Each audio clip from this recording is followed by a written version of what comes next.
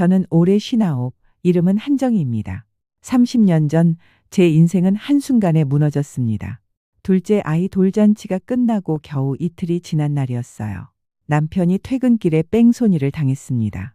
병원에 도착했을 땐 이미 의식이 없었어요. 아무리 이름을 불러도 아무 반응이 없더군요. 그렇게 며칠을 버티다 결국 세상을 떠났습니다. 그때 제 품에는 돌 지난 막내, 옆에는 4살 첫째 아이. 그 어린 것 둘을 품에 안고 병원 바닥에 멍하니 앉아 있었습니다. 그런 제 모습을 지금도 꿈에서 봅니다. 그런데요, 시댁 사람들은 단 한 번도 병원에 오지 않았습니다.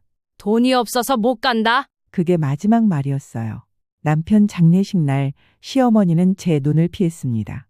시댁 쪽으로 들어온 조의금조차 전부 시부모님이 가져가셨어요. 내 아들 목숨값인데 부모가 챙겨야지. 그 말에 저는 아무 말도 할 수 없었습니다. 그날 이후로 저는 며느리가 아니라 남이 되었고 남편이 없는 세상 저는 홀로 썩이를 배워야 했습니다.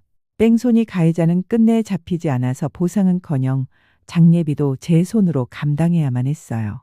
친정도 형편이 넉넉하진 않았지만 엄마는 매일같이 아이들을 돌봐주셨어요. 젖병을 삶고 이유식을 만들고 첫째 머리를 감겨주고 그 손길이 없었다면 저는 진작 무너졌을 거예요. 저는 낮에는 식당 일, 밤에는 건물 청소, 손에 물집이 터지고 허리가 휘어지도록 일했어요. 아이들 밥 굶기지 않으려고, 교복 한 벌, 학용품 하나라도 사주려고 매일같이 일을 악물었습니다. 가끔은 주방 바닥에 주저앉아 울었습니다. 너무 서러워서, 너무 외로워서, 그리고 너무 무서워서. 그래도 아이들은 참 잘 자라줬습니다. 첫째는 조용했지만 단단했고 둘째는 밝고 의젓했어요. 어느 날 첫째가 종이를 내밀며 말했죠. 엄마, 나 반에서 1등 했어. 그 순간 저는 소리내어 엉엉 울었습니다. 기뻐서, 미안해서, 고마워서. 아이들이 자라며 그래도 시부모님께 몇 번 사진을 보낸 적 있습니다. 혹시나 아들 생각나실까봐 그런 마음이었죠. 그러던 어느 날 막내가 유치원에 다니던 해였습니다. 시어머니에게서 전화가 왔어요. 이제 더 이상 연락하지 말아라. 아들이 생각나서 괴로워. 그 말에 제 마지막 기대가 꺾였습니다. 그 뒤로 20년 가까이 단 한 번도 연락받지 못했습니다. 그렇게 시간이 흘렀습니다. 큰딸은 의사가 되었고 둘째는 로스쿨에 다니고 있어요. 이제야 저는 조금씩 사람 사는 듯한 하루를 보내고 있었습니다. 그런데 얼마 전 낯선 번호로 전화가 왔습니다. 받아보니 시동생이더군요. 형수님, 아버지 위중하세요.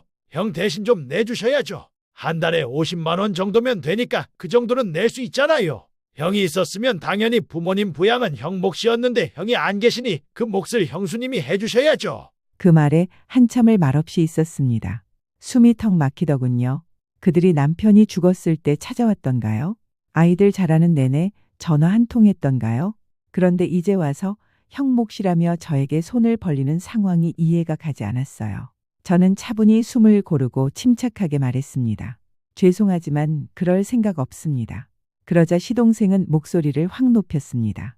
형수님 진짜 정 없으시네요. 도리도 없고 인정머리도 없으시네. 형이 살아있었으면 이런 건 다 알아서 했을 텐데 말이에요. 그럼 그때 형님이 돌아가셨을 때 당신들은 뭘 하셨죠? 그 뒤로 말이 없었고 전화는 조용히 끊겼습니다. 그것으로 끝난 줄 알았지만 며칠 뒤엔 딸들에게까지 차례대로 전화를 돌렸더군요.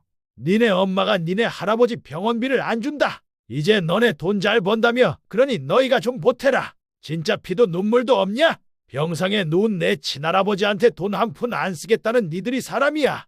니네 병원하고 학교에선 니들이 이런 페류나인 거 아니? 내가 한번 찾아가서 엎어줘.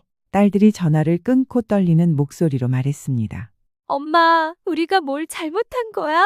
우린 외할머니, 외할아버지가 가족이야. 그쪽은 그냥 남이야. 그 말을 듣고 저는 참 많이 울었습니다.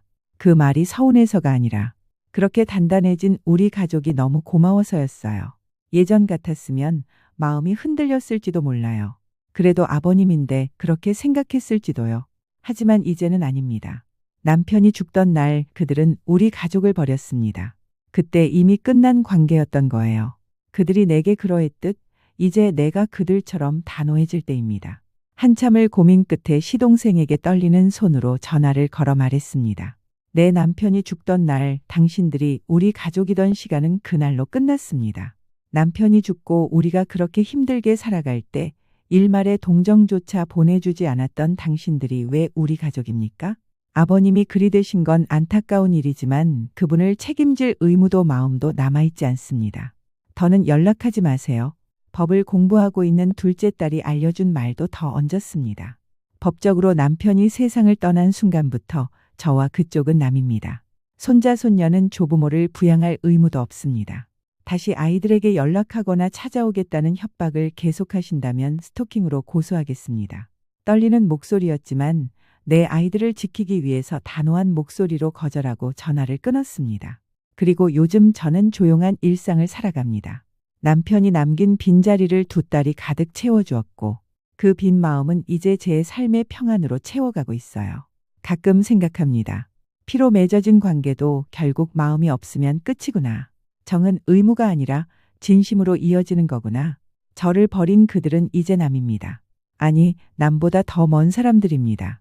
그들에게서 거둔 정은 이제 저와 제 아이들에게 나누고 싶습니다. 아직도 연락은 옵니다. 조금이라도 도와줘요. 형이 살아있었다면 이렇게 매몰차게 굴지 않았을 텐데요. 하지만 제 대답은 같습니다. 그분이 저희를 외면했듯 저도 외면하겠습니다. 그게 제가 드릴 수 있는 마지막 예의입니다. 그들이 외면한 건 한 여자가 아니라 자기들 스스로의 부끄러움이었죠. 빚은 갚을 수 있습니다. 하지만 사람의 정은 한번 끊기면 다시 묶을 수 없습니다. 저는 이제 그 끈을 다시 잡을 생각이 없습니다. 제 이야기를 듣고 계신 분들은 그래도 애들 할아버지니 병원비를 내시겠습니까? 혹시 비슷한 경험 있으신가요? 댓글로 당신의 이야기를 들려주세요.